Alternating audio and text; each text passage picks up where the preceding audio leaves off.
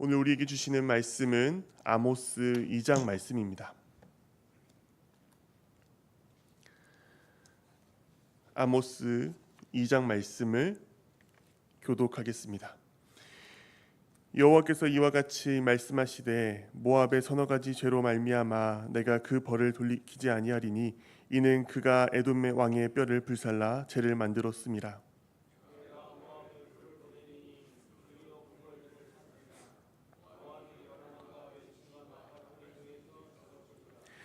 내가 그 중에서 재판장을 멸하며 지도자들을 그와 함께 죽이리라. 여호와께서 말씀하셨느니라.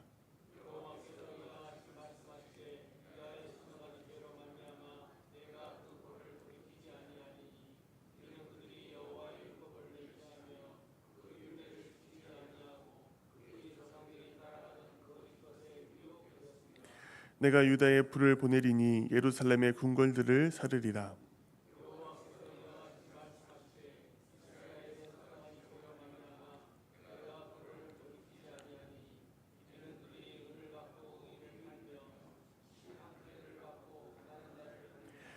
힘없는 자의 머리를 티끌먼지 속에 발로 밟고 연약한 자의 길을 굽게 하며 아버지와 아들이 한 젊은 여인에게 다녀서 내 거룩한 이름을 더럽히며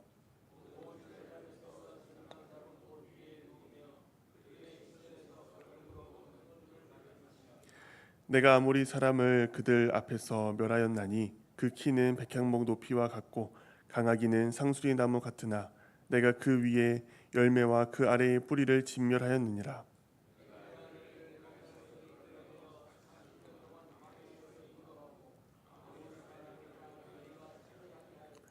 또 너희 아들 중에서 선지자를 너희 청년 중에서 나시리를 일으켰나니 이스라엘 자손들아 과연 그렇지 아니하냐. 이는 여호와의 말씀이니라.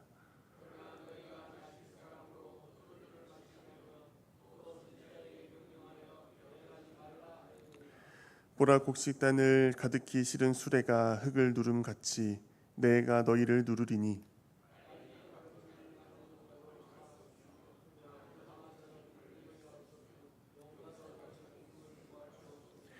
활을 가진 자도 설 수 없으며 발이 빠른 자도 피할 수 없으며 말 타는 자도 자기 목숨을 구할 수 없고 용사 가운데 그 마음이 굳센 자도 그날에는 벌겁고 도망하리라. 여호와의 말씀이니라. 아멘. 오늘 우리가 함께 묵상하는 아모스 2장 말씀이 하나님께서 우리에게 허락하시는 귀한 생명 말씀 되기를 간절히 소망합니다. 아모스 1장에서 시작된 이스라엘 주변 이방 민족에 대한 하나님의 심판 메시지가 2장 초반에서도 계속 이어지고 있습니다. 이번에는 사해 동편에 위치한 모압 족속에게 그 심판의 메시지가 향하고 있는데요. 아모스 2장 1절에서 3절까지 말씀에서 하나님께서 모압을 심판하시는 이유는 바로 에돔 왕의 뼈를 불살라 재로 만들었다는 것입니다. 이는 백색 석회로 만들었다는 것인데요. 그 백색 석회로 만들어 그것을 이용하여 건축 자재로 사용했다라는 뜻입니다.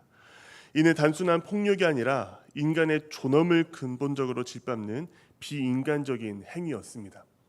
당시 고대 근동 문화에서 뼈는 단순한 시체의 일부가 아니었습니다. 그 뼈는 그 사람의 정체성과 기억을 상징하는 중요한 요소였습니다. 또한 팔레스타인 지역에서는 뼈를 남기는 매장 방식을 통해 죽은 자가 다시 살아날 가능성, 곧 부활의 소망을 간직했었다라고 합니다. 뼈를 태워 석회로 만들어 건축을 위한 자재로 사용했다라는 것은 단순한 모욕이 아니라 그 영혼의 회복 가능성까지 저주하며 그 모든 인간 자체를 말살하는 행위였습니다.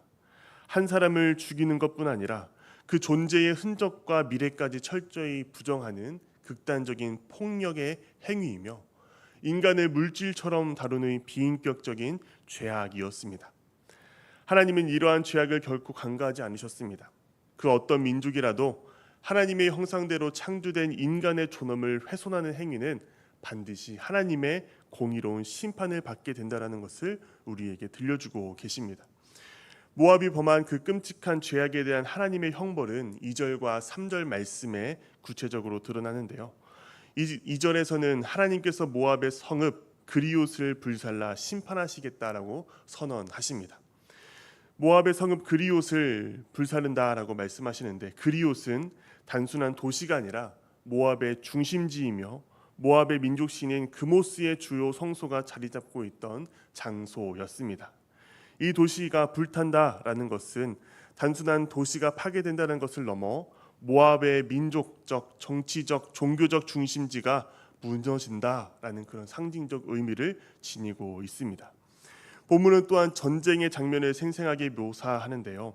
폭풍처럼 휘몰아치는 정쟁 속에서 모압은 주변 강대국들의 침공을 받아 멸망하게 될 것이다 라고 말씀하십니다. 역사의 흐름 속에서 실제적인 전쟁과 붕괴의 형태로 그 심판이 임하게 될 것임을 보여줍니다. 이어지는 3절에서는 하나님께서 그의 재판장을 멸하며 지도자들도 그와 함께 죽이리라 라고 말씀하십니다. 여기서 재판장은 단순히 사법적 역할에 국한된 자가 아니라 당시 사회의 통치자들을 가리킵니다. 고대 사회에서 재판은 왕과 고관들의 핵심 역할 중에 하나이기 때문에 재판장의 멸망은 곧 국가 통치 구조의 붕괴를 의미하는 것입니다. 결국 이 심판은 모압의 도덕적 타락과 잔혹한 행위에 대한 하나님의 공의로운 응답이며 동시에 그들의 정치적, 종교적, 사회적 정체성 전체에 대한 심판에 대한 메시지입니다. 이는 모압 족속이 단순히 약해지는 것을 넘어 역사 속에서 완전히 사라지게 될 것이다라는 엄중한 심판의 예언입니다. 4절부터 16절 말씀은 남유다와 북이스라엘에 대한 심판 메시지가 담겨 있습니다. 4절과 5절은 남유다에 내리는 하나님의 심판과 그들의 죄악에 대한 말씀이 담겨 있는데요. 그들은 여호와의 율법과 율례를 지키지 아니하고 조상들이 따라가던 거짓에 미혹되었다라고 말씀을 하고 있습니다. 남유다에 대한 심판 메시지와 죄악은 비교적 짧게 기록되어 있는데요. 그 이유는 아모스의 메시지가 북이스라엘을 주 대상으로 하고 있기 때문에 남유다의 죄는 구체적으로 지적되고 있지 않습니다. 6절부터 16절까지는 북이스라엘에 대한 범죄의 내용과 심판의 예언이 담겨 있습니다. 6절부터 시작되는 북이스라엘에 대한 핵심 메시지는 아모스가 전하는 그 메시지의 주요한 주제였습니다. 여기서 아모스 선지자는 북이스라엘 백성들의 윤리적 범죄를 자세히 언급하고 있습니다. 그렇게 하면서 그들의 삶이 얼마나 하나님의 계명과 하나님의 명령과 동떨어진 삶을 살아갔는지를 우리에게 들려주고 있습니다.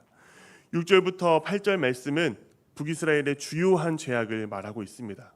간단하게 설명하면 법과 재판 제도를 이용해 가난한 사람들을 노예로 팔아넘기고 경제적 약자를 무가치하게 취급하며 작은 빚이나 잘못을 빌미로 사회적 약자들을 압박하고 착취했다라는 것입니다. 또한 성적인 범죄를 넘어서 사회적 윤리와 신앙적 정결을 무너뜨리는 행위를 자행했습니다. 가난한 자의 옷을 담보로 잡고 돌려주지 않은 채 그것을 성소에서 사용하며 종교적 예배를 드렸고 불의하게 얻은 이익을 가지고 축제를 즐기며 종교적 행위와 불의가 결탁했다라는 것을 보여주고 있습니다. 9절부터 12절 말씀에서는 하나님의 은혜를 망각한 이스라엘 백성들의 모습을 보여줍니다.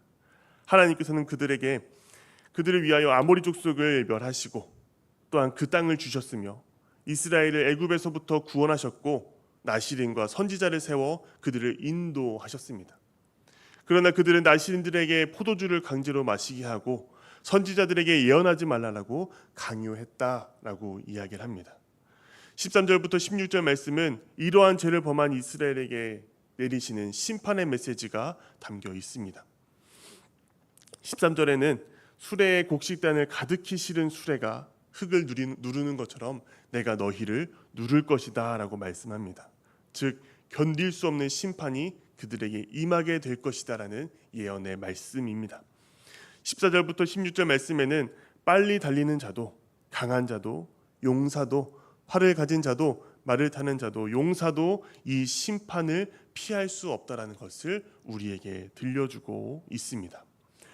어제부터 우리가 살펴보고 있는 아모스가 선포하는 하나님의 예언과 그가 고발하는 이스라엘의 죄 그리고 열방의 죄는 단순한 종교의식의 문제나 제사 방식의 잘못만은 아니었습니다. 앞으로 살펴볼 말씀에 등장하겠지만 아모스 시대 북이스라엘 백성들은 여전히 성전에 나갔고 제사를 드렸으며 11조를 바쳤고 절기를 지켰습니다. 외형적으로는 매우 경건하고 종교적인 모습이었습니다. 북이스라엘 백성들은 성전에서는 하나님을 경배했지만 성전 밖에서는 전혀 다른 모습을 살고 있었습니다. 하나님을 믿는다고 하면서도 실제 삶 속에서 가난한 자를 억압하고 약한 자를 무시하고 자신의 욕망을 위해 타인을 수단화하는 그런 죄를 지었던 것입니다. 이들에게 신앙은 일주일 중 특정한 시간, 특정한 장소에서만 존재하는 것이었습니다. 성전에서는 거룩한 백성이었지만 법정에서는 불의한 재판관이었고 시장에서는 탐욕스러운 상인이었으면 집에서는 무자비한 채권자이며 성적인 범죄를 저지르는 사람들이었습니다. 하나님을 진심으로 믿는 신앙은 반드시 사람을 대하는 태도에서 드러나게 됩니다.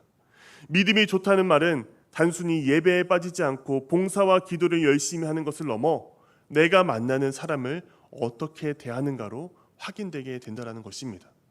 믿음은 보이지 않는 하나님께 향하지만 그 믿음의 진짜 열매는 보이는 이웃에게서 나타난다는 것입니다. 예수님도 베드로에게 이렇게 묻습니다. 내가 나를 사랑하느냐? 이것은 단순한 감정적 고백을 넘어서는 질문이었습니다. 베드로에게 내가 나를 사랑한다면은 내 양을 먹이라라고 말씀하시면서 하나님 사랑과 이웃 사랑을 하나로 묶어 명령하셨습니다. 사도 요한도 이를 분명하게 증언합니다. 누구든지 하나님을 사랑하노라 하고 그 형제를 미워하면 이는 거짓말하는 자니 보는 바 그 형제를 사랑하지 아니하는 자는 보지 못하는 바 하나님을 사랑할 수 없느니라라고 말씀합니다.